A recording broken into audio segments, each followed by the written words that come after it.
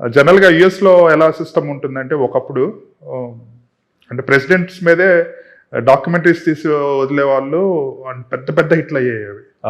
Okay.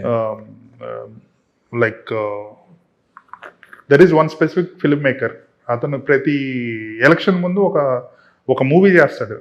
Like total policies ఇవన్నీ చేసేసి, అంటే దే యాక్సెప్ట్. జనరల్ గా ఆ టైంలో పాలిటిక్స్ అలా ఉండేవి యుఎస్ లో. నో వెంజియన్స్. బేసికల్ గా ప్రెసిడెంట్ మీద చేసి థియేటర్ లో రిలీజ్ చేయటం, లేదంటే డివిడీస్ లో రిలీజ్ చేయటం. Film maker, famous film maker, అతని పనే అది. Okay okay. అతను చాలా ఉన్నాయి politically charged correct documentaries. Correct correct. అప్పటి నుంచి ద మూమెంట్ ట్రంప్ వచ్చిన దగ్గర నుంచి సిచ్యువేషన్ మారిపోయింది. అంటే ఈ started taking things into more control. అన్ని పర్సనల్ గా తీసుకుంటే సంబడి ఈస్ క్రిటిసైజింగ్ యూ అంటే. ఇటువంటి పొజిషన్ లో ఉన్నప్పుడు మీరు you are making fun of.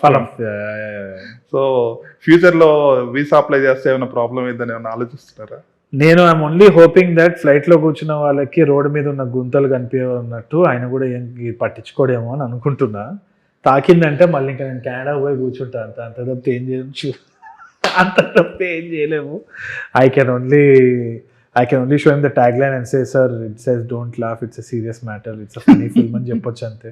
I don't care, I will deport you అన్నారంటే ఇక అంతే. అంతకంటే ఏం చేయలేవు, కూర్చోవాలి.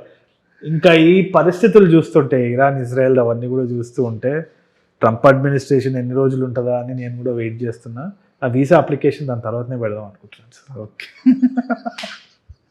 క్లెవర్గా.